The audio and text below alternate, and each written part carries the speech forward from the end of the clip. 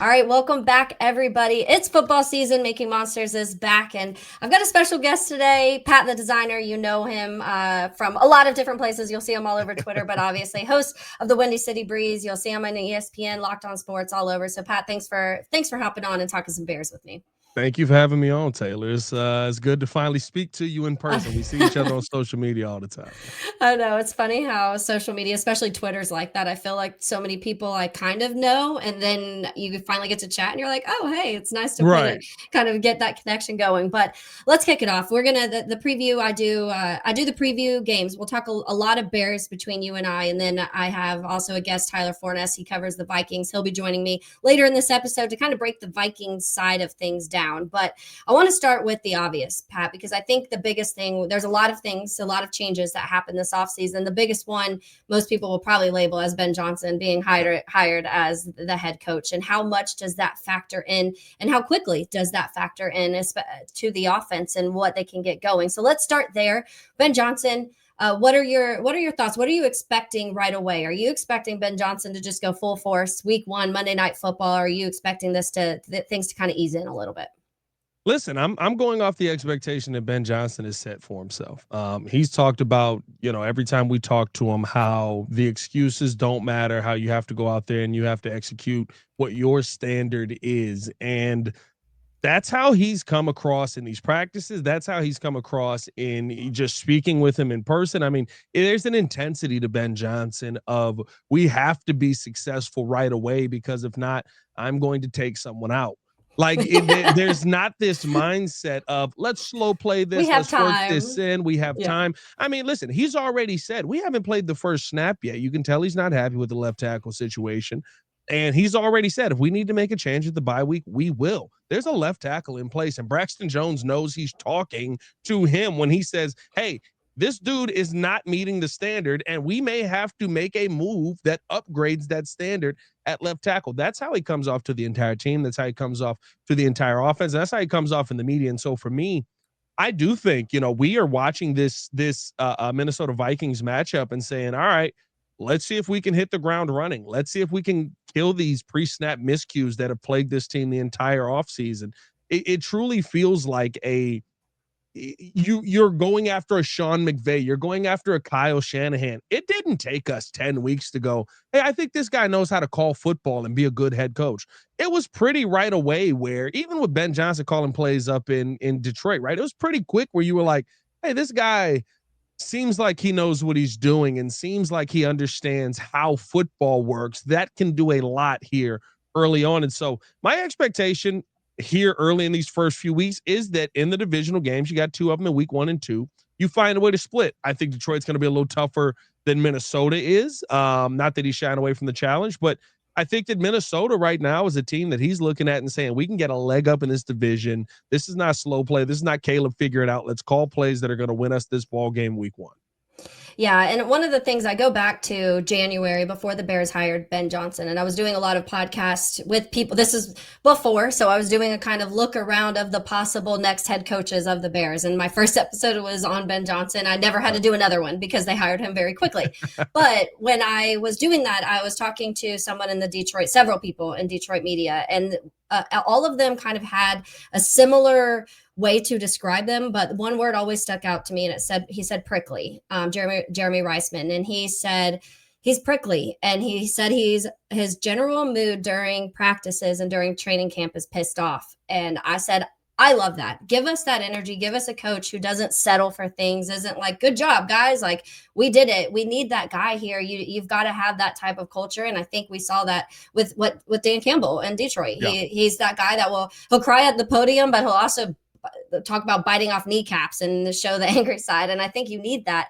And so I do think Ben Johnson's exactly, if you're talking about the type of coach that can lead, I feel like he's there. And so one of the interesting storylines I've kind of been tossing around, I saw a couple people mention it, but maybe not as much as I thought, the Ben Johnson versus Brian Flores on Monday night. And obviously they work together down in Miami.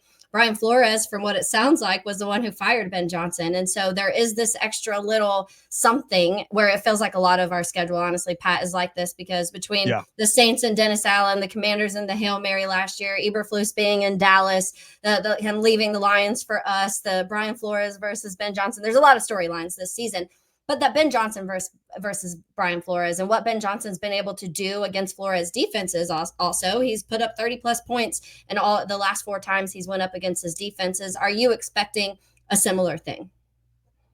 I mean, listen, he understands the defense. He understands what Brian Flores does very well, and he's been able to be over the top with that. Now, the one thing that I think you have to take into account is he was going up against those defenses with a guy in Jared Goff who had been in the NFL for years at this point, who had been in the Super Bowl. And yes, that doesn't mean that you didn't have to change some things. I think Jared Goff went into Detroit and we were kind of like, yeah, he's going to be the bridge guy for a year until they draft the real guy. Now we're talking about him as a guy who's an MVP candidate who might be able to survive without Ben Johnson. It's going to be very interesting to see that this season.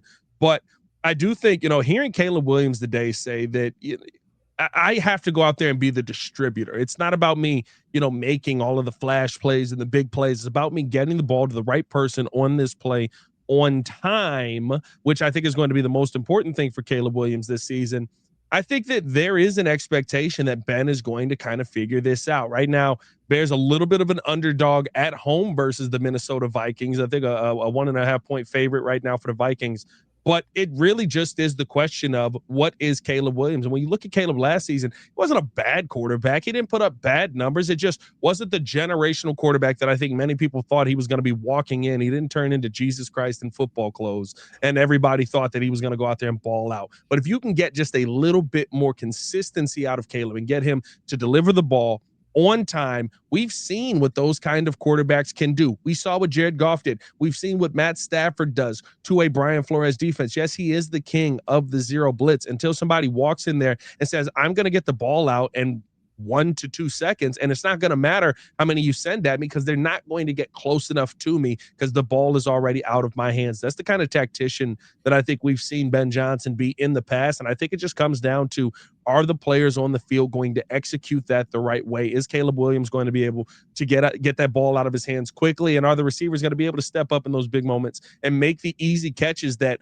I think what we saw in preseason consistently, what we saw in Detroit, and what hopefully we're going to see here, Ben Johnson will scheme guys open no matter the situation. You're going to have open wide receivers to throw the ball to. It's just about you getting the ball to them on time, and that's where it falls on Caleb Williams' shoulders.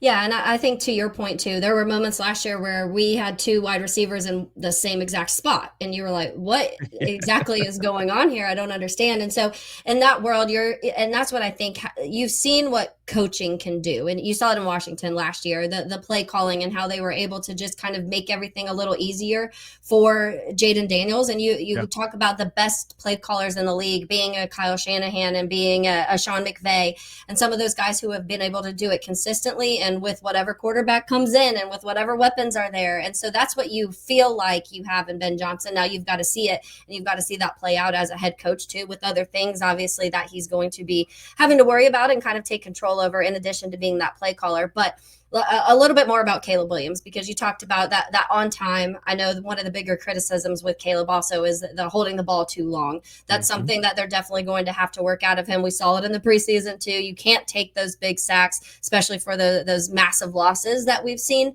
And I know what a perfectionist Ben Johnson is. So if Ben Johnson and Caleb have that relationship that it feels like they have, it does feel like that's something that's going to be worked out. Is it immediate? I don't know.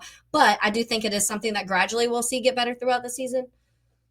Yeah, I mean, listen, I think when you look at how Caleb was last season, a lot of him holding the ball too long, and it was something he struggled with in college. But in college, he had the same problem he had here. There wasn't protection. There wasn't clear wide receivers open. There wasn't clear places to deliver the football to, time in and time out. And you didn't have this situation of, hey, we're teaching you how to be an NFL quarterback. You had, in his last year in college at SC, what you had the first year of his career here with the Bears. Go play backyard football. Caleb's fine at backyard football. He was able to put up 3,500 yards, 20 touchdowns, and 6 interceptions in the NFL playing backyard football, play in and play out. And yes, in backyard football, do you miss some open wide receivers sometimes? Yeah, because you don't know where your eyes are supposed to go. You don't know where you're supposed to be looking. I'll never forget when Keenan Allen went on, I think it was on Recap, and he was talking about the difference that adding Thomas Brown to the head coaching room or the offensive coordinator room, I think it was at that point, and just working with the quarterback from having Shane Waldron before was he told Caleb where his eyes were supposed to go on this play. 1, 2, 3, 4. All of a sudden you saw Caleb Williams delivering strikes and putting the football in the right spot and being a little bit more on time. Was it enough on time? No, he was already in midseason form. He's trying to work through a lot of stuff, kind of going into end of season form. They're trying to work through a lot of stuff and it didn't work out. And you lost a bunch of games. And I think that goes to a multitude of different reasons there, heavily on the coaching staff. But when I watch Caleb Williams, Ben, this season and what he's going to get coming now, Ben Johnson is not sitting here saying, hey, go out there and make magic on this play. I'll never forget when we were at camp, there was a play where Ben was getting after Caleb after the play was over. It was end of game. Caleb ends up throwing the football to Rome Odunze. It was supposed to be this end of game situation. He's trying to win the game, but it's not what Ben wanted him to do. Ben wanted him to throw it to the check down man, which I believe would have been Olamide Zaccheaus or maybe DeAndre Swift on that. And then you run out of bounds. You live to fight another day. You go and make the play. But it's practice.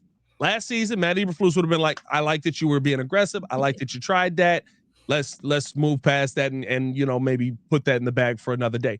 Ben Johnson was getting after Caleb. He was like, that's not the play. That's not what we want to see. Now, it wasn't like we've seen where he was throwing them out of the drill and stuff like that. But it was, hey, this is what I want to see on that play. This is the execution that we need to see. I understand that Rome is down there. You trust Rome on that 50-50 ball. So do we. But you need to make this play on time when it's called, and this is where the football needs to go. Caleb's going to have the backyard football moments that wow us. He's going to have the run where he's going to the left and he's making the right arm throw and somehow it magically goes 40 yards into the hands of a receiver. Those are fine plays to have, but when you can play on time and on schedule with a talent like that, you can keep that in the bag and add things to Caleb Williams' game. And I think that's the point of Ben Johnson coming in here. The conversation has consistently been play on time, play on task, play on target. And then if the play breaks down, go be Caleb Williams then.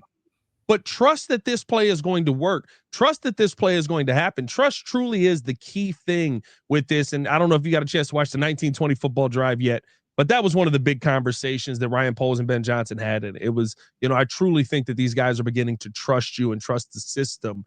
And that's what's going to help this team early on, especially a guy like Caleb Williams, be comfortable saying, hey, I might not see it, but I'm going to put this ball in the right place. I'm going to put this ball in the right spot, and we're going to let my receiver go out there and make a play. Yeah, I've heard a lot of people say you want him to, which was one of the criticisms coming out of college. The structure word kept being tossed around, but you also don't want to take away completely what Caleb is, because there's a reason Caleb can do those things.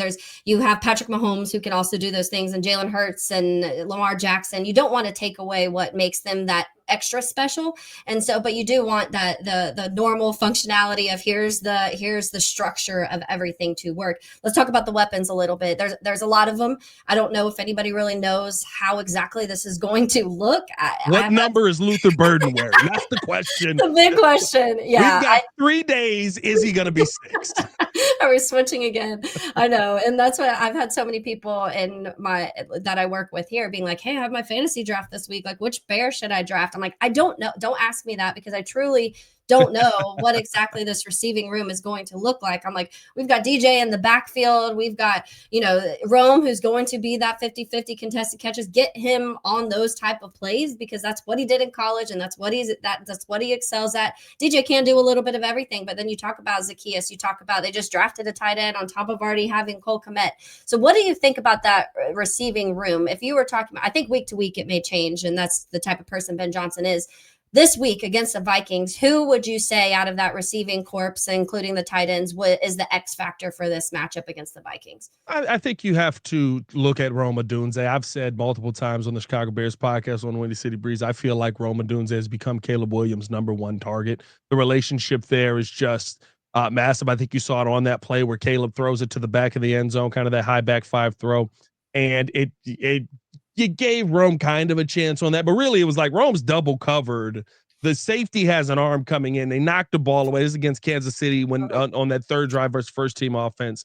And, you live to fight another day. Rome kind of becomes a DB in that situation and just tries to make sure that the ball isn't knocked away. But that level of trust is a trust you have with your number one wide receiver. Like we watched Sam Darnold last year just go, JJ's down there somewhere. I'll get it. I don't know where we see it from. And I think we think of that and it's a confidence in the receiver and you lean heavily on the receiver. Joe Burrow does it with Jamar Chase and openly says, he's like, I don't know. Sometimes I don't see him, but I know where he's supposed to be. So I throw it to that spot. And that's okay. That's the relationship you should have. And I think that changed. Some people are hesitant to accept that change because now it's like a demotion of DJ Moore. I don't think you could think of DJ Moore as a demotion. I think you have to think of it as a change in role, right? And like I've said multiple times, we've seen them run DJ out of the backfield way too many times for it to just be well, maybe we'll do this, maybe we won't. No, DJ Moore is going to get some handoffs. He's going to get some carries. Doesn't mean that he's going to get a ton of carries. Doesn't mean he's going to turn into a running back. But I think people remember Deebo Samuel very differently than what Deebo actually was. And I think DJ Moore being a Deebo Samuel type of receiver, 2023, I think is a perfect explanation of Deebo. 892 yards receiving. He had 7 receiving touchdowns, and he had 225 yards rushing, but he had 5 rushing touchdowns as well. By the way, on those rushing plays, he was about what am I looking at here? He was about 7 yards per carry because you were calling plays that were plays where he can get chunk yards. Oh, by the way, now I'm worried about DJ Moore running the football. So maybe I'm playing a little bit closer to the line. Dang it, he just went past me. Yeah. Like it just changes the role for DJ. And I think that's the part that a lot of people are concerned about. And it's not demoting him. I would say now it truly is a 1A, 1B situation where there's still going to be a heavy reliance on DJ. Of course, we know the tight end love that they have there with Colston and Cole, and I think that those are going to be some of your safety blankets in the end zone. But the guy that may go down as the best signing this offseason, and I've seen it, that I know, listen, if you brought up fantasy, if you want to take a chance on somebody in your fantasy draft, he will be there by the end of the draft. He is like ranked 356 on, I think, among wide receivers. Go get Olamide Zaccheaus. Caleb Williams keeps bringing him up. Every practice we keep hearing his name. He is the one who is holding Luther Burden at bay and truly has me going into this season going, I know they're going to use Luther Burden. I just don't know where they're going to use Luther Burden. Olamide Zaccheaus and Caleb Williams' relationship has immediately come together, and you can tell that those are the two that it's going to be, I'm in trouble. Where do I need to go? Where's OZ? Yeah, I had a draft Monday night. That's the only bear that I drafted, and it was very late. But I honestly, I just feel like there's so many questions of what the rest may look like. And with the late, I feel like it was a safe late round, and everything that I've heard from him coming out of camp has been really fun. But I don't want to keep you too long, but I do obviously want to get to the defense. But I think offensively, you still have to talk about the run game, because that is going to be that the run game is what makes Ben Johnson's offenses tick. And there's been a lot of people very upset that the Bears didn't draft a running back higher than what they should have, or even made a move after the draft to still try and grab somebody. Are you confident that they have enough on this roster to be able to get it going, get that run game going? That'll help Caleb, will help this offense, and a line that can do that. If any of your followers have seen me on anything, you know I'm not a DeAndre Swift guy. It's not because I don't like DeAndre Swift. I actually think he's a really good dude. It's because I would never pay that much for a running back. I'm also the person that says don't go pay Saquon. I'm also the person that says don't go pay Derrick Henry, right? Why? Because offensive lines are important. But DeAndre Swift was already here. And so the difference that he's going to have this season with his offensive line, I got to give credit to Mark Silverman, who said this when we were watching practice one day. I think it was one of the joint practices. Maybe it was the first joint practice, or maybe it was a Bears on Bears practice, just an aggressive day. One of the, I can't remember. They're starting to run together now. Thank God football's back. But he just said, well, the line goes forward. And it was DeAndre Swift essentially tripping and falling forward for 3.5 yards. That is going to change the running game for this team. And it's an aspect of some of the struggles, some of the concerns that people have. I know everybody's concerned about the Braxton Jones conversation. Mhm. It's the one thing Braxton Jones does really, really well. When you tell him, I need you to go over there and hit that dude in the mouth and move him out the way so the running back can go behind you, he actually does that really well. The pass pro is the concern with Braxton. But as far as running the football, I feel like you got the line, you can get the bags. Look at what Dallas has done over their history. I know people are freaking out over Michael Parsons. They're building up the offensive line. I guarantee you that offense is still going to go forward. When you look at what they've done with up in San Francisco, they went through they go through 7 running backs last year. Like, how many backs did they end up? Yeah. They got running backs paid around the NFL. Literally, because Jordan Mason got paid because it was like, oh, I just got to run off tackle on here. All right, let's go. I can do that all day. Isaac Garindo, you know what I mean? So, like, the offensive line, to me, being better is going to improve this run game dramatically. And it's the one part about this team where I actually don't come into the season. I know people have talked about their concerns with the run game, but it just kind of feels like it's going to work. And I think you saw DeAndre Swift in that Kansas City game. He was a safety blanket for Ben Johnson. Ben Johnson said the pass game's not working. We're just going to start running the football. And you ran it down Kansas City's throat, a good Kansas City defense. You got to the 1-yard line. You threw the ball a couple of times, and then you end up kicking a field goal. Ben Johnson's not kicking a field goal in the regular season. I guarantee you if we're on the one, we're not kicking a field goal. Oh, yeah. I bet your money on that, if anything. Yeah. Yeah, and that's what I've kind of shared a similar sentiment. I know there's a lot on Braxton, and to your point, if you're during the pass pro, he gets bull rush, can't handle that. He gets pushed back into Caleb a lot, or just misses blocks completely. But when the run game, if you look at anything, even last year, that's where his strength is. So I kind of share that with you. Let's jump to the defensive side real quick. Pat, when you talk about just in general, Dennis Allen, we talked a lot about Ben Johnson and what he is going to change on the offensive side of the ball. Dennis Allen, they use that word, attack style. I know we've heard it before. To me, it's kind of a trigger word because I feel like we've heard attack style and it just never really totally panned out the way that you wanted it to in those times. But that's kind of what he does. He's very aggressive in a lot of the things he does. That interior of his defensive line is very important in a lot of the things he does. That's why they went and got a Grady Jarrett. That's why with the Javon Dexter and Andrew Billings, they're hoping that this could be something. So that's the big question. Is this defensive line, do they have the pieces on this line to be able to put a Dennis Allen defense out on the football field? You're taking a chance on the guys you have in the middle. I mean, honestly, you're taking a chance on your Andrew Billings. Is he going to be good enough to stop the run? Javon Dexter, is he going to be good enough to stop the run? He wasn't a year ago. You know what I mean? Javon Dexter was out there, and people ran right past him on a consistent basis. Like, and it's not to say that I don't think that Javon's a good player that's not going to take a step. I actually do think he's going to take a step, but that's where your investment in Grady Jarrett comes in, because they are treating the edges on this team as guys to do just that, set the edge. Your pressure for this defense the goal of it is to come from the interior. It's why you went out and you drafted Shamar Turner on the interior, and you didn't take a chance on a guy like Mike Green, although he's a little bit slimmer for DH defense, but you didn't take a chance on one of those edge rushers that was out there that fit that profile that he's looking for off on that left defensive side or right defensive side, and be able to create that pressure from the outside. Your goal is get the pressure up the middle, force them to run into those big guys on the outside. And if you set the edge the right way, you'll be able to contain the run game. Sacks will materialize eventually, because if the middle is gone, that's where the quarterbacks are going to struggle the most. I love the idea of it. Can I guarantee that you're going to have that interior pressure? I don't know if I feel great about it right now. Do I feel better about it than I did last season? Yeah, you got Grady Jarrett on the team. And I think the big thing is, can Andrew Billings and can Shamar Turner really pick up that slack on the interior, to where my hope is that you can get 100% of Grady Jarrett about 40 to 45% of the time.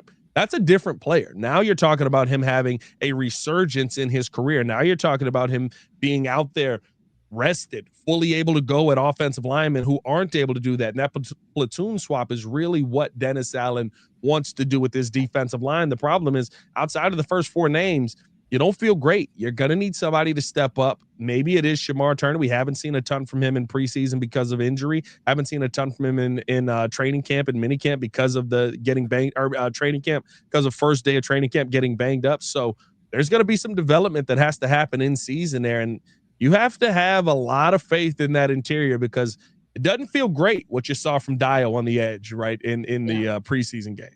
Yeah, and then you lose Austin Booker. Definitely not how you want to enter the season. My favorite thing about Shamar Turner, and this is something that after the draft, one of the things that got me excited about that pick. Number one, I was glad we got Shamar Turner and not Stewart. But I also think I was like, please don't. When you got to explain the sacks, it's a lot harder. Yeah. He would have got that one, but thanks for happening. Yeah. But he was one of only 3 players defensively in college football that played 200 plus snaps at every single spot on the defensive line. And that to me, I think is one of the reasons they drafted him, just because you have that versatility and you can move him around. And that's what, that DA defense, you want to be able to do a lot of different things. So there is positives there, but to your point, we don't know. We don't really get to see a whole lot. So you don't know really what that's going to look like.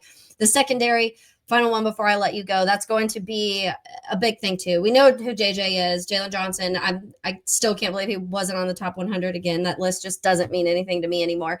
But I do, across from him, we've seen ups and downs from Tyreek Stevenson. I do think that the Ben Johnson and Dennis Allen coaching can reel in maybe some of those miscommunications or things that maybe he shouldn't have been doing last year in that sense. But what level can Tyreek get in? We've seen some really high moments. We've seen some really low moments from Tyreek. He gets picked on. That's what's going to happen when you're across from Jalen Johnson. And so I do think that's one of the bigger question marks back there, because I do think if Brisker stays healthy and beside Byard, and obviously, Kyler Gordon and Johnson, the rest of them you feel very confident in as long as they're healthy. Tyreek, there's a concern, and you lose Terrell Smith, who to me was kind of that next guy. What are your thoughts on that side across from JJ and what that can look like? Listen, you got a lot of competition there. You got Nashawn Wright over there as well. You got Tyreek. Here's the thing, and I think that the pressure up front is going to mean more for all of them than anything. If you're forcing the quarterback to get rid of the ball quick, right, everybody's going to look like a world beater. We went from Kyle Fuller being a good player to, oh snap, this dude might be a Pro Bowler. Oh snap, this dude he's got a lot of takeaways this season. He's one of the best DBs in football. Tyreek Stevenson's a number 2 DB. He is. That's fine. You drafted him. You've got Jalen Johnson on the team. You've restructured his contract to get some money back. So it'll be very interesting to see kind of what that turns into down the line.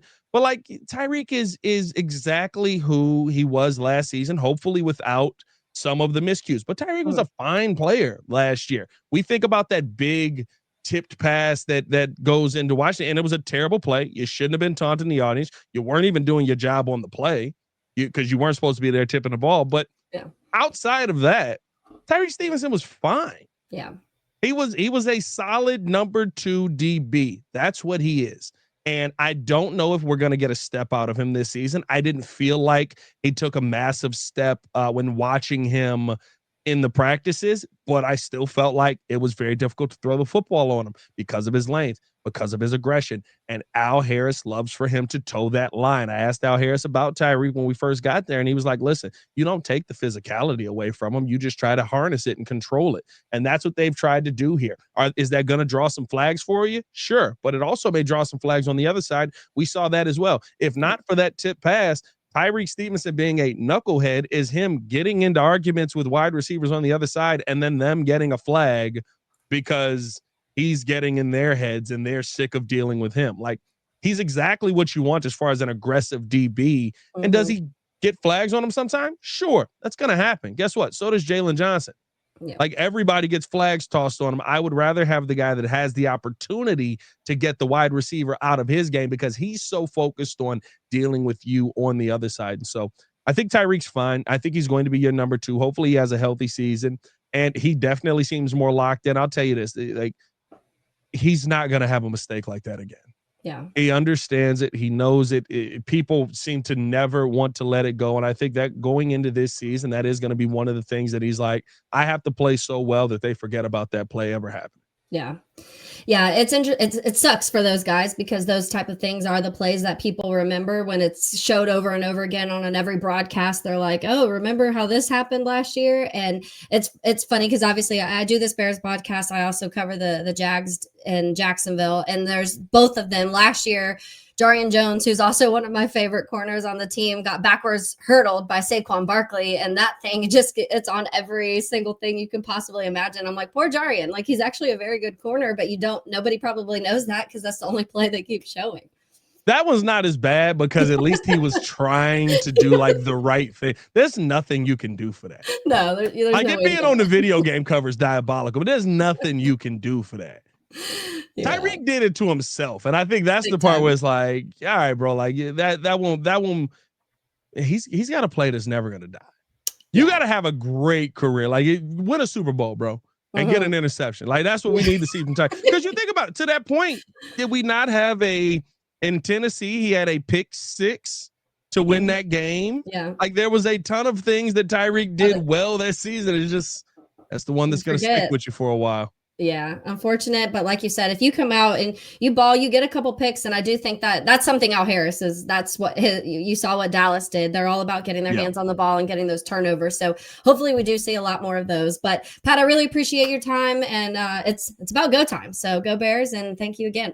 Bear down, bear down. Thank you for having me on, and hopefully we can come back on when we're talking about some wins. I love it. I love it. All right, have a good one. All right, peace. Game on week 1 starts now, and every touchdown brings you closer to a payout with DraftKings Sportsbook, an official sports betting partner of the NFL. This isn't just football, it's first touchdown fireworks, anytime TD rushes, and live bets that ride every momentum shift. At DraftKings, every play is your next shot to win. So let's head over to that DraftKings Sportsbook and take a look at some of those odds. If you're looking at the Bears-Vikings game, to no surprise, first touchdown score, highest odds goes to Justin Jefferson at plus 750, but maybe surprising to some people, DeAndre Swift has the third best odds for that first touchdown score in that game on Monday Night Football. But if you want some of those lower odds and want to win money that way, maybe you want to go the Adam Thielen, Colston Loveland route. Adam Thielen plus 1,600 and Colston Loveland plus 1,800 for that first touchdown score. So there's just a few of the many bets that you can make on that Monday night Bears versus Vikings game if you would like to. And for new customers, this one's for you. Bet just $5 and get $300 in bonus bets instantly. Plus, you can grab $200 off NFL Sunday Ticket from YouTube or YouTube TV.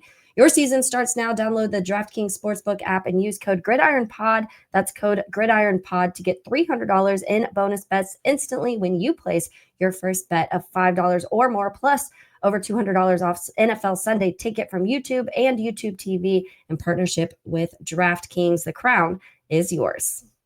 Gambling problem? Call 1-800-GAMBLER. In New York, call 877-8-HOPE-NY or text HOPE-NY 467-369. In Connecticut, help is available for problem gambling. Call 888-789-7777 or visit ccpg.org. Please play responsibly. On behalf of Boot Hill Casino and Resort in Kansas, fees may apply in Illinois. 21 and over. Age and eligibility varies by jurisdiction. Void in Ontario. Bonus bets expire 7 days after issuance. See sportsbook.draftkings.com/promos. NFL Sunday Ticket offer for new subscribers only and auto renews until canceled. Digital games and commercial use excluded. Restrictions apply. Additional NFL Sunday Ticket terms at youtube.com/go/NFL Sunday Ticket/terms. Limited time offer.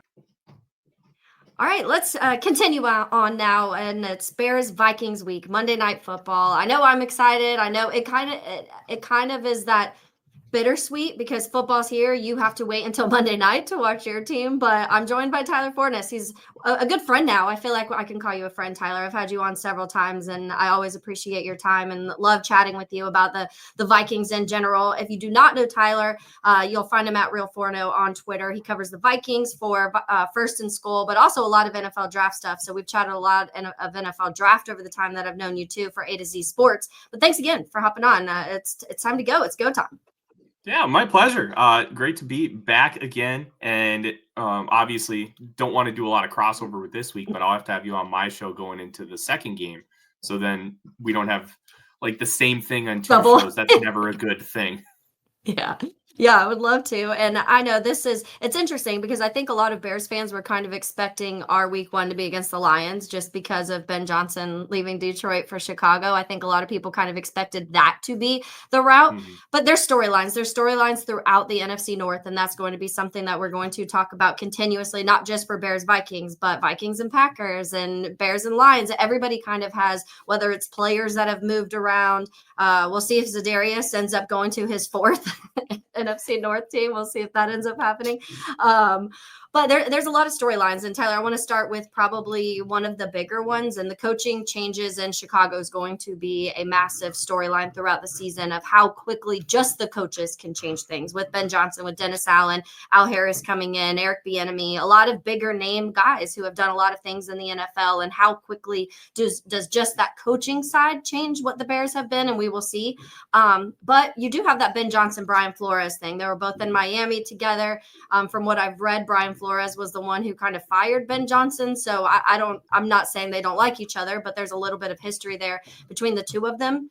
And Ben Johnson, I think in the last 4 times he's faced Brian Flores, has put up 30 plus points in each of those times. So it's those interesting storylines. And then you go to the other side, and it's Kevin O'Connell, who to me is one of my favorite offensive minds in the NFL. We were talking about that on Helmets and Heels yesterday, going up against Dennis Allen, who's known for kind of this aggressive attack style of defense. Didn't work as a head coach very well in New Orleans, but defensive coordinator wise, it worked pretty well. So let's just start there, the coaching and just those battles between OC and DC on each side.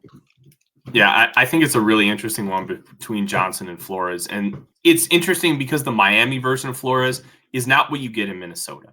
And when the stuff last year came out about like Tua and Flores, he had multiple players like stand behind him at a press conference because he talks to the media weekly and is like, no, this is our coach. We have his back. Like, we love him. And he's been open about the fact that his time in Pittsburgh has really changed a lot of kind of his viewpoints about coaching, because so much of him being brought up was Bill Belichick, like a tyrant.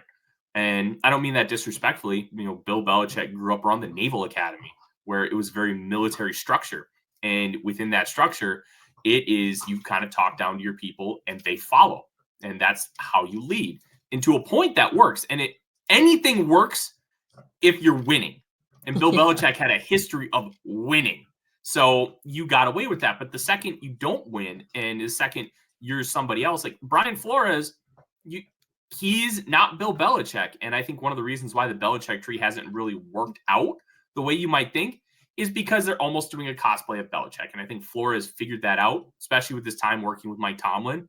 And his players just love him here. And they are incredibly involved in the defensive game planning. They're incredibly involved in the schematic elements. And he goes to them, he's like, hey, what do you think? Can we do this? Can we do these kind of rotations? Can you achieve this and still be able to play your role within this one play? And getting that feedback and what they like. So that is an interesting element here too. And because of, Brian Flores potentially like firing Ben Johnson, if that ends up being the case, I never heard that. So that's very interesting. I think it's different now. And if Ben Johnson has a chip on his shoulder, nobody can blame him.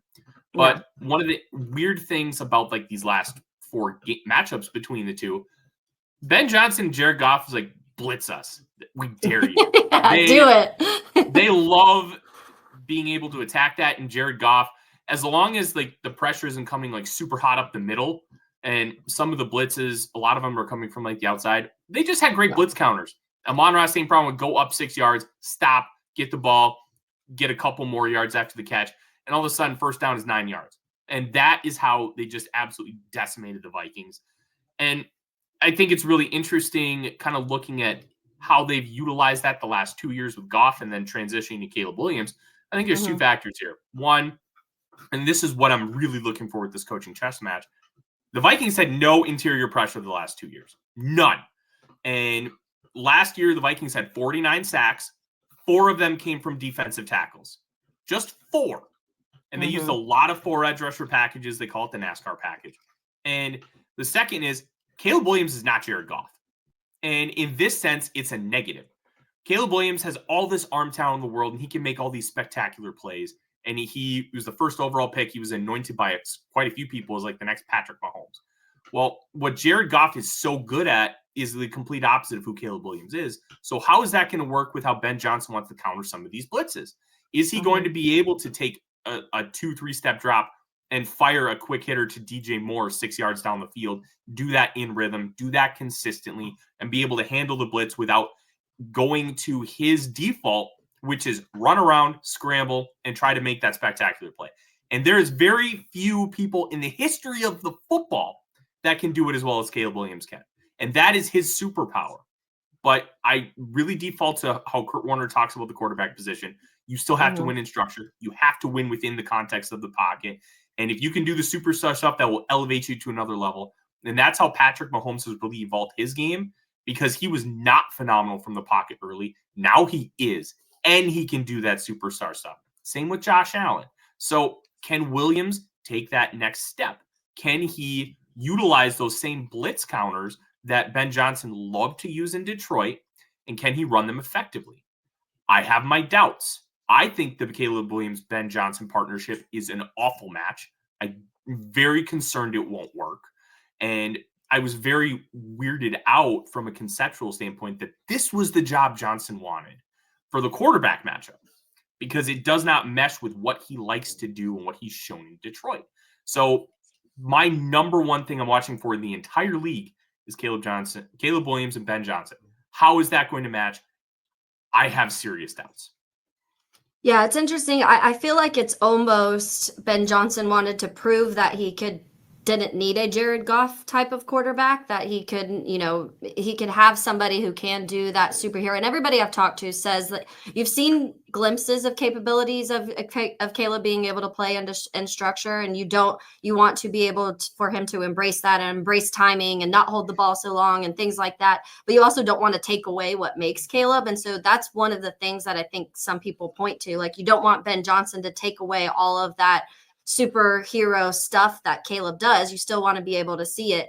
I was trying to see, because I know last year Caleb, like, some of his best numbers came against the blitz. And so I was trying to find that. I just remember at one point in time throughout last year, I was like, okay, he's actually, like, people kept blitzing him and he was doing well. So it'll be interesting to see how that ends up going. But people are going to love that take. Probably, well, Bears fans will hate that you're saying you don't think that relationship is going to go well. I think that, and everybody I've talked to talks about how much of a perfectionist Ben Johnson is. And I think that to a point that is going to, we'll see, can Caleb handle that? That's going to be more of what, if this works or not. Can Caleb handle that Ben Johnson's going to be very critical of everything he does? When you hear certain things from camp, there was certain things where Ben Johnson would say, hey, I want this specific thing done. I talked about this earlier in this podcast. Actually, I heard the story. I had Pat, the designer, on. He covers the Bears on all sorts of platforms, but he was at every practice and was telling me that there were several practices, but one that stuck out specifically, that Ben Johnson said, hey, like, this was the play we are doing. This is exactly what needs to happen in this play. And it kind of broke down. Things didn't work. So Caleb did his thing where he kind of goes off schedule and does what he needs to do. It ended up being a positive play, but Ben Johnson screamed and yelled at Caleb. That is not what what was supposed to happen on this specific thing. So that is what's going to be interesting. Can Caleb handle that criticism and kind of take things down a notch, even when he doesn't really want to? It's going to be interesting. And I feel like Ben Johnson, when it comes to his creativeness and being able to scheme up things, that's what we talk about. That's what you talk about with Kevin O'Connell. And he's been able to do it with multiple different quarterbacks, and because he's just that guy. So I think Bears fans are just in hope that if you're that next guy that's in the realm of a Kyle Shanahan, a Sean McVay, and a Kevin O'Connell, then you can work with different types of quarterbacks. And that's just kind of what they're hoping. But we'll see on that. I want to talk a little bit about JJ McCarthy, because that's another big storyline. That's going to be a conversation. He didn't get to play last year. A lot of the quarterbacks, pretty much every quarterback, had pieces of success, if not successful seasons, that were all drafted last year. So this is another guy. It's kind of that other one that everyone's like, all right, what does McCarthy do? And what does Michael Penix do? Are we potentially looking at one of the better quarterback drafts in NFL history with the amount of guys that were drafted out in the 2024 season? But what are your thoughts on that when it comes to what McCarthy has done so far this offseason, and expectations right out of the gates? So this is going to sound insane on the surface, and it kind of is, but once I get into the nuance of it, it'll make a lot more sense.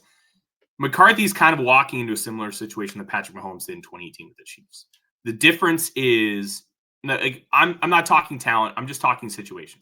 Yeah. Mahomes got to practice every single week his rookie year, and he got to start that Week 17 game. He threw for like 200 yards and an interception. Wasn't that great, but the Chiefs were playing all backups because they were preparing for the playoffs. Mm-hmm. McCarthy is going to have a similar situation.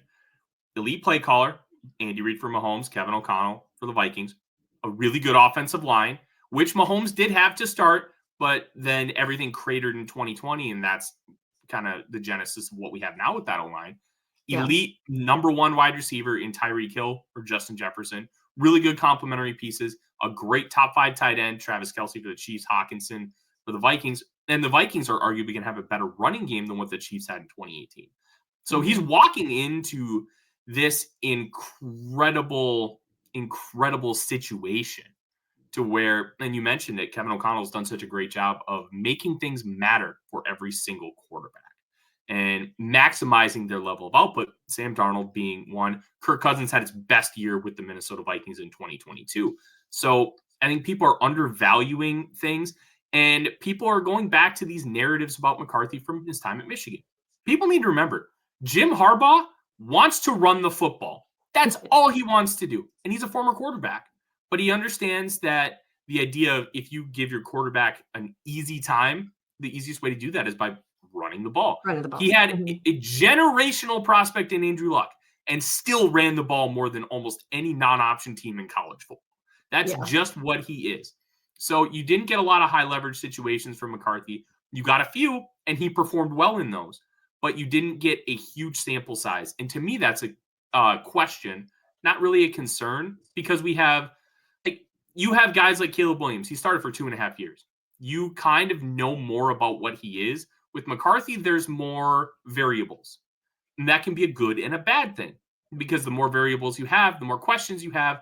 And arguably that pushed him down the board farther than maybe he should have gone. I think we'll get that information over the course of this year.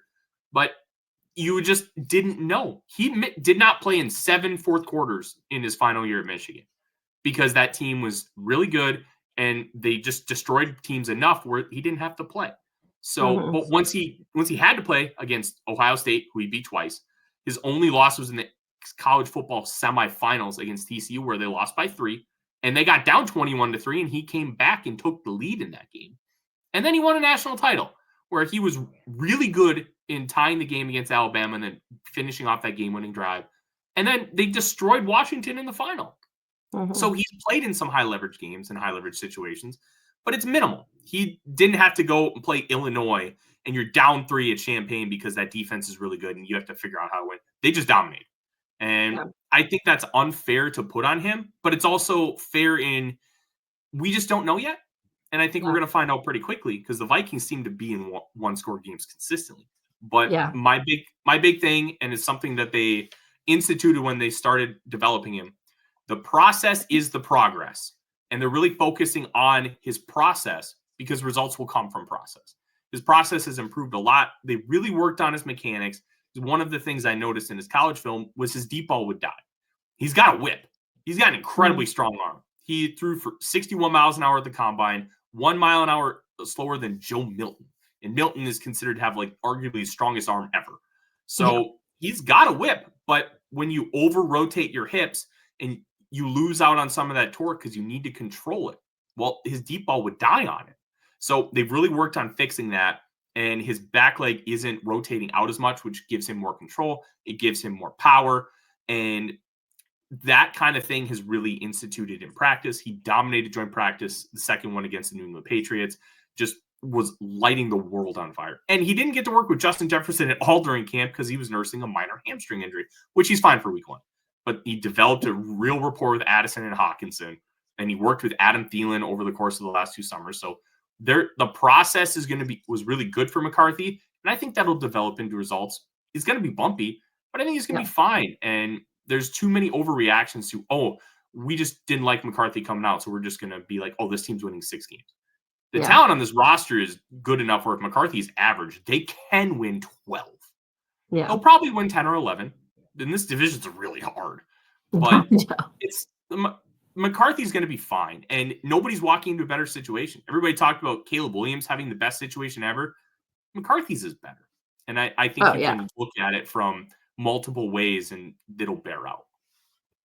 Yeah, I think I always said that it was an overreaction saying Caleb was coming. Like I still felt the offensive line was going to be bad. Shane Waldron, I was never confident in. Everybody already wanted Eberflus fired. So to me, it was kind of a weird thing to say that. I guess DeAndre Swift is Swift. I don't think he's anything that people are like writing home about. So it was kind of interesting that people always said that, because I really don't think he had, and it ended up being more of a disaster than people even maybe thought. But speaking of that, the wide receivers, is there concern at all week one? Because Jordan Addison won't be playing. He's suspended right now. So that is the connection that you feel like kind of he has. Justin Jefferson, they haven't practiced together. You said not at all. They haven't? I think they had just very limited. 2 practices together.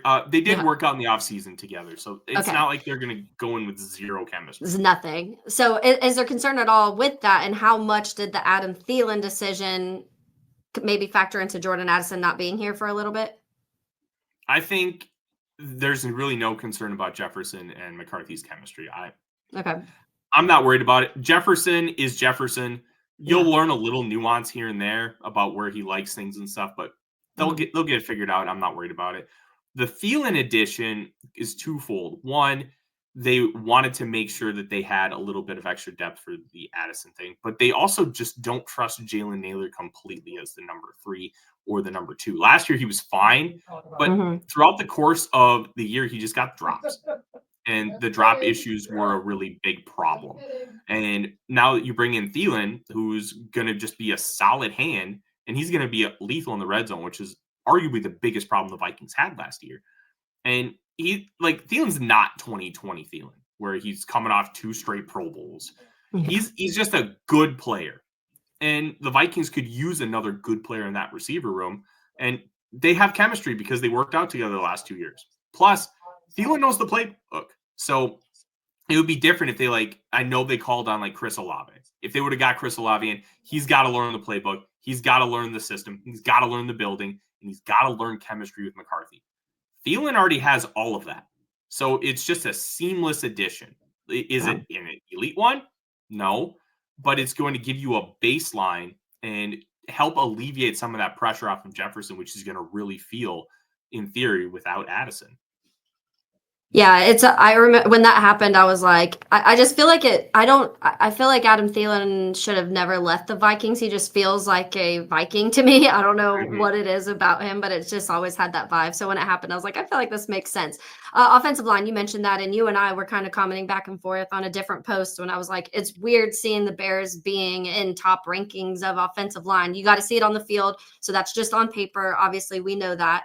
And you bring in Chicago, obviously, with Dahlman and Tooney, who were 2 of the better players the last couple seasons, and then Jonah Jackson, who's been injured, and so we'll see which Jonah Jackson you get. But you guys also, there was a lot of between Will Freeze, who was somebody that I really wanted Jacksonville to get. People know I covered the Jags too. I really wanted them to go after Will Freeze, and then Ryan Kelly, obviously, and then drafting Donovan Jackson in the first round. So a lot of changes when it comes to your guys' offensive line. Darisaw, you're hoping, the health of him, that's a big thing too. So just talk a little bit about the offensive line, what you've seen this offseason and what you're expecting from those changes. Yeah, the Vikings they really ride the line of arrogance and confidence with their medical staff. And all the additions they've made over the last 2 off seasons, they're betting that Ryan Kelly will stay healthy. He's had 2 fully healthy seasons in his entire career. They're betting Jonathan Allen and Javon Hargrave on defense can stay healthy. They're betting that Will Fries, who he only had 1 injury, so it's not like a constant thing. But the previous season, they bet on Aaron Jones staying healthy. He got banged up, but he played all 17 games. They bet on Blake Cashman, who was often injured. He missed 3. And they bet on Andrew Van Ginkel, who's coming off of a Jones fracture in his foot. And guess what? He played all 17 games, 2nd-team All-Pro. They've made these calculated bets that we can keep these guys healthier than everybody else can. And it's worked. Eventually, you're just going to have to pay the piper because injuries happen. You can't predict an ACL injury. You can't predict a torn Achilles. They're going to happen to this team. They happened last year with Christian Darisaw on a simple zone play when it was the end of the 2nd quarter and they were just trying to run out the clock when they were buried in their own end. Stuff happens. Like, you Yeah. can't predict it.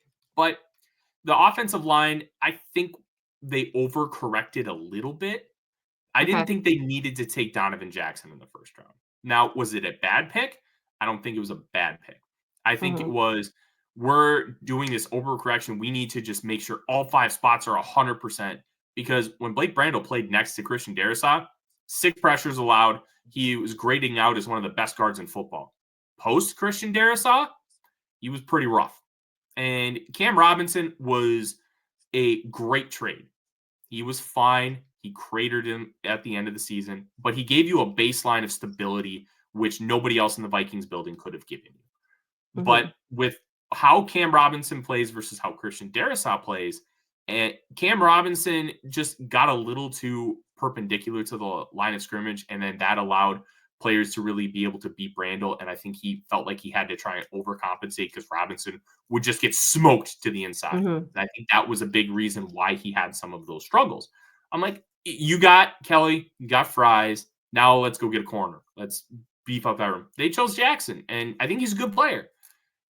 I don't think they needed to do that, but now that they have it, they theoretically have all 5 spots taken care of for this year and probably next year. And then you got to figure out center once Ryan Kelly is either he gets extended after his 2-year deal or they move on. And they Yeah. love last year's 7th round pick, Michael Jurgens, who had a really good preseason and training camp. So the offensive line theoretically should be really good. McCarthy also gets the ball out faster than Sam Darnold, which was a big reason why the O-line looked as bad as it did. Because Darnold he is, and I mean this in a complimentary way, he's a psychopath. Same with Kevin O'Connell. They love chasing shots. And to his credit, Sam Darnold was the best quarterback in a number of categories, throwing the ball 20 yards plus down the field. He had the second most touchdowns. He had the most completions, the most completion percentage, and the most yards of any quarterback in the NFL. So they were making it work, but Mhm. it's okay to take 6 yards instead of chasing 26 because you don't want to get hit. And Sam Darnold took 48 sacks last year. You can't be doing that. You have to be Yeah. smarter and more calculated.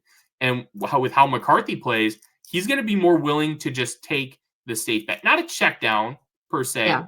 But hey, you're going to gift me 6 yards on first down. I'll just take that all day. We'll go 2nd and 4, and we'll just keep moving the ball. And eventually, they're going to hit those dagger concepts over the middle. They're going to get those chunk plays, but they're not going to be hunting them in the same way last year. That'll help the O-line as well. So if they stay healthy, this could arguably be the best unit in football. I think it'll probably average around between 5th and 10th because there's Okay. just so much talent on it. But Yeah. it's such a significant improvement. This is the best O-line the Vikings have had since 2009 when they made the NFC Championship game, and they were this close to winning it. So Yeah. it's been an issue for years in this town, and Yeah. now it doesn't feel like it is anymore, and it's a nice sigh of relief. Yeah, we know about that, Tyler. Believe me, the offensive line issues. I want to say I don't even know the number anymore because I've lost track. But the last 2 seasons, the Bears have had I want to say over 14 different offensive line formations because of injuries, Ooh. benching, whatever may happen. So it's been ugly. I want to switch to the other side of the ball. So defensively, pass rush.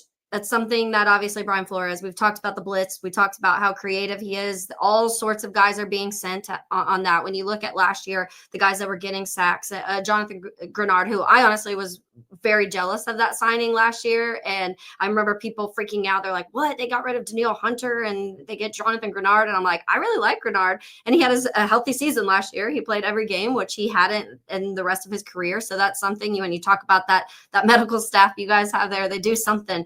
But yeah, between Jonathan Allen, you know, with you got Javon Hargrave now, you've got, sorry, did I say Jonathan Allen? I meant Grenard that whole time, but Jonathan Allen, Grenard, obviously Hargrave, Van Ginkel, you talk about what he was able to do last year, and you talk about some of the things very early on. He's just one of those guys that very, very much started annoying me when we were playing you guys. But what do you think about that pass rush? And you talked about the interior wise, how that could help if you actually start getting some sacks from the inside from your defensive tackles. So what are you expecting when it comes to the pass rush in general?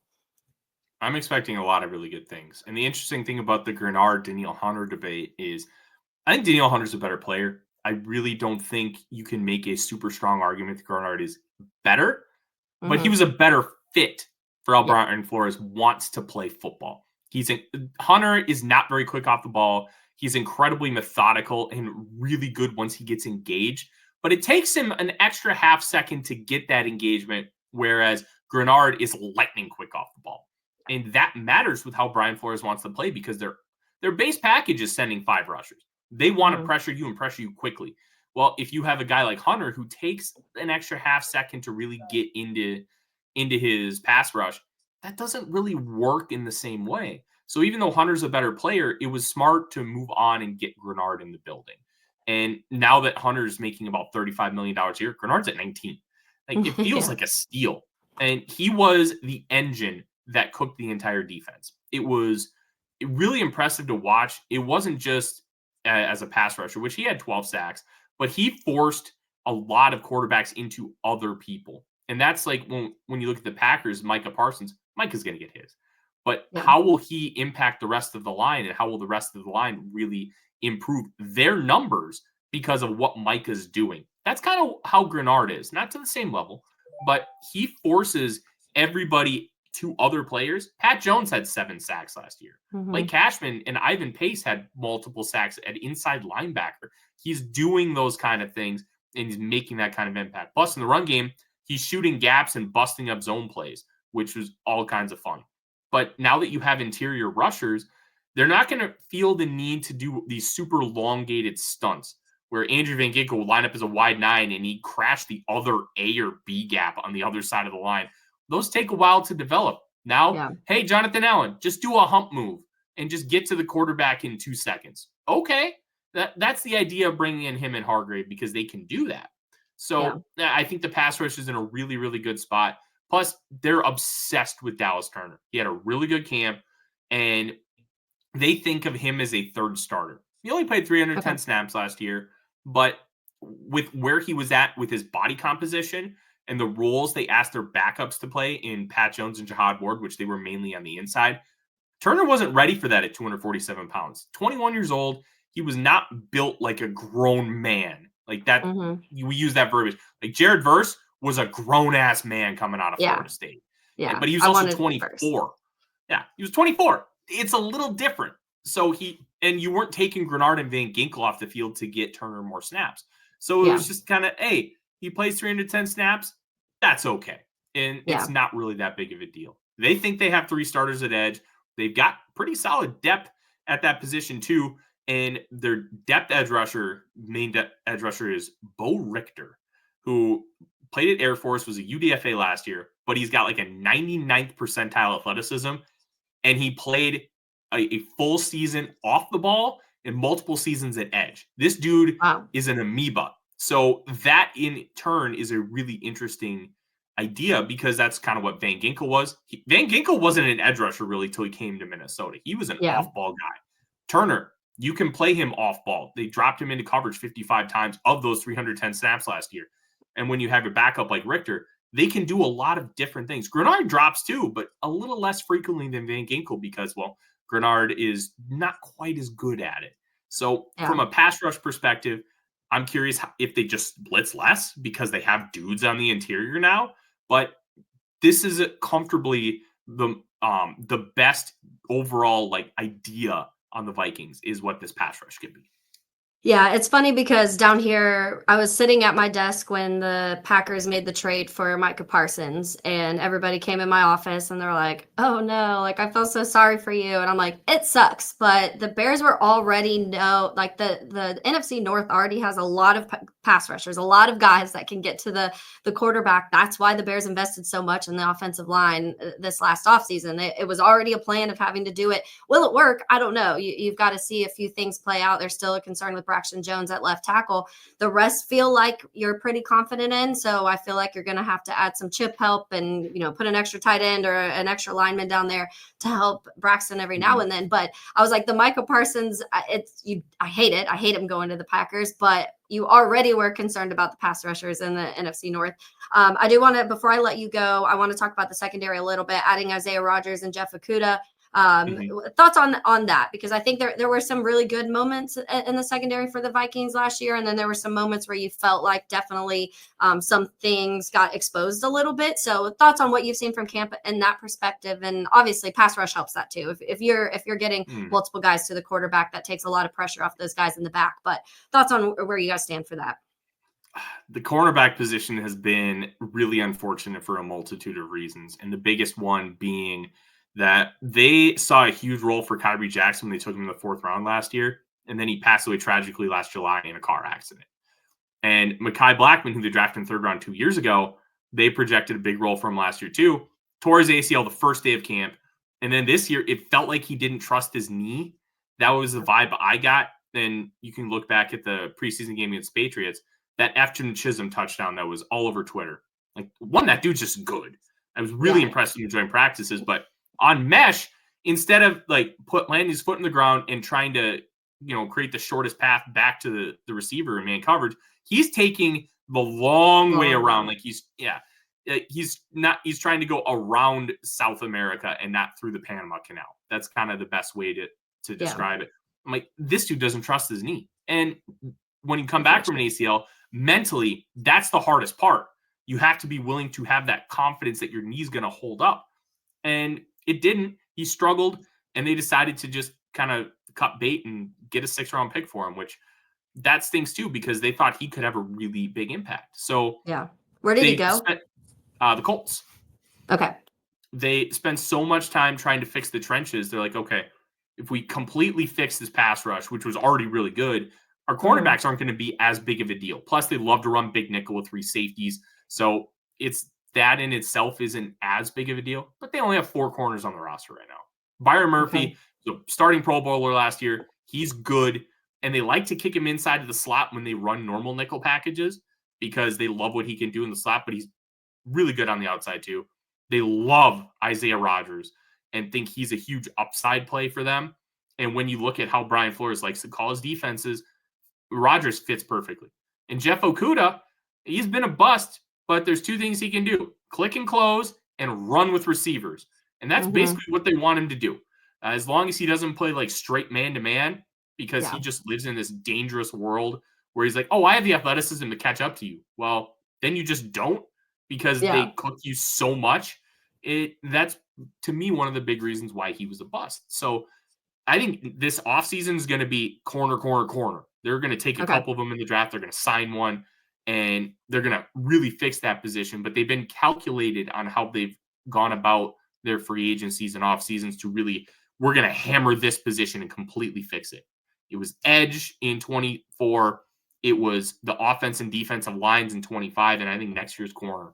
So they're solid as long as those guys stay healthy. If they don't, it could be a catastrophic event. But their corner room is still better than the Packers. So at least they got that going. I love it. All right, final one for you, Tyler. So what are your expectations Monday? I'm not asking you score or anything like that, but does Ben Johnson just let Caleb go? Do you think he'll kind of reel it in, use some training wheels for a little bit? And then the same question for KOC with JJ McCarthy. What are your expectations offensively with both how these coaches handle, I know Caleb year 2, but Ben Johnson and Caleb being together for the first time, and then obviously KOC and JJ McCarthy, their first start together also. I really have no idea what Ben Johnson and Caleb Williams look like. I know. The one thing that fascinates me is, did he run that offense in Detroit the way he did because he had Jared Goff, or is that really how he wants to live? And I know at the beginning of our segment I talked about, it's not match made in heaven, but if he wants to run it that way, it's a problem. If he doesn't, well, what is that really going to look like? I'm just eerily fascinated about how that matchup is going to look. And for McCarthy, I think O'Connell's going to really play it smart. He does not have to put a lot on McCarthy's shoulders. But when it comes to those high leverage situations, those 3rd and intermediates, McCarthy in his final year in Michigan was one of the best in college football at being able to convert those. I don't think there will be a lot of training wheels, but I think there's going to be, I can almost guarantee you the first play of the game is going to be a play action boot, dump off to Josh Oliver in the flat, and he's going to go 10 yards for a first down. Yeah. O'Connell's obsessed with running that early in games. But they've got 2 running backs that O'Connell trusts. He finally feels he can trust his O-line as far as being able to open up lanes in the run game. And they couldn't run short yardage to save their life last year. Yeah. That should be fixed with Jordan Mason and the O-line improvements. Mhm. I don't think there will be training wheels, but I think it'll be a little bit more of a let's let our playmakers make plays kind of game plan. And then once we have to put the ball in McCarthy's hands, we will. We'll do it. But let's not force it. Let's make the game as easy as possible for him. And McCarthy, his first game ever attended was at Soldier Field. It was against the Vikings, and it was Adrian Peterson's rookie year when he ran for over 220 yards. So he made a comment on Thursday. He's like, "No, I feel like Minnesota's my home now. This is a business trip." So he's got the right mentality. He's got the right mindset going into this.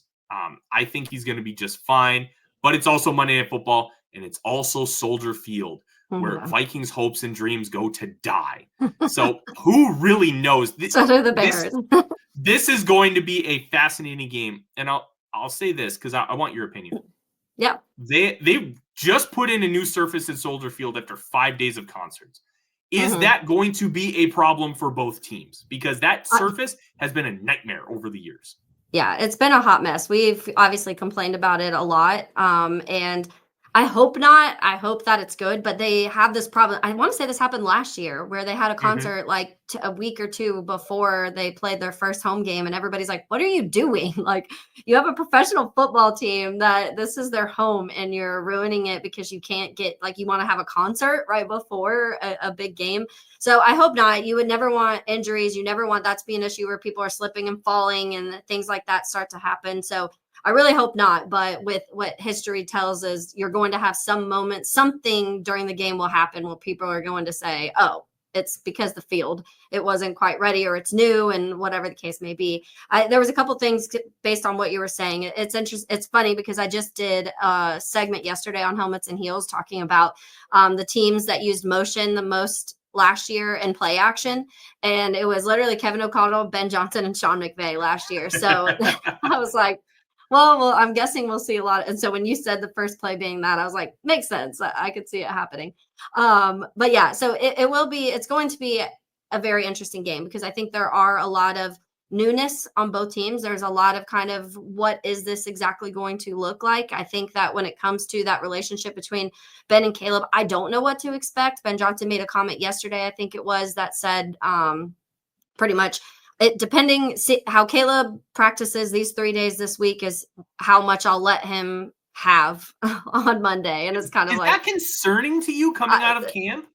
I know because I've learned so much about Ben Johnson. Like, it would have if I haven't felt like I've learned his personality so well and how he is and just how much of a perfectionist, and like he's like a mathematician. Like, he's very, everything is strategical, every step. And like when it comes to receivers, like this step needs to be on this hash at this exact second and blah, blah, blah. So if it doesn't feel like they're going to be able to do that on the field, I could see him wanting to reel it in a little bit. I also just think that because of the left tackle situation, because of it's hard to tell in preseason, you know, the first game, we were like, okay, this looks fantastic. The offense drove right down and scored, and it looked fluid, and it looked like everything was working. And then you had that final preseason game where it didn't quite work like that. Everything I'm hearing from camp seems positive. It doesn't seem like Caleb early in camp, there was some struggles, but he was learning this playbook and there was a lot of things going on. But so I don't know, but I think early on there'll be concerns. If early on we're feeling, if it's 3 and outs, because not one time last year did the Bears score on the opening drive, by the way. And so if you're getting to that again, where it's your 1, 2, 3 series in and you're still not scoring, then people will probably start to be like, oh no. There'll be a group of people on Twitter already calling for Tyson Bagent, I guarantee you. But yeah, so it's fascinating, Tyler. I don't know what to expect. I don't know what either offense is really going to look like defensively. Even like you guys, you know what that Brian Flores defenses are scary, and all sorts of guys are getting sent at your quarterback. And so that's always a terrifying thing. On the Bears side, there's not a whole lot of pass rush, and you're expecting Montez Sweat to do a lot, and you're expecting that interior pass rush with Grady Jarrett and Javon, and to try and get some to help the outside guys a little bit. So I don't know. It'll be very interesting, but I do think that it will be a good indication at least of how well the offenses will click at least right away.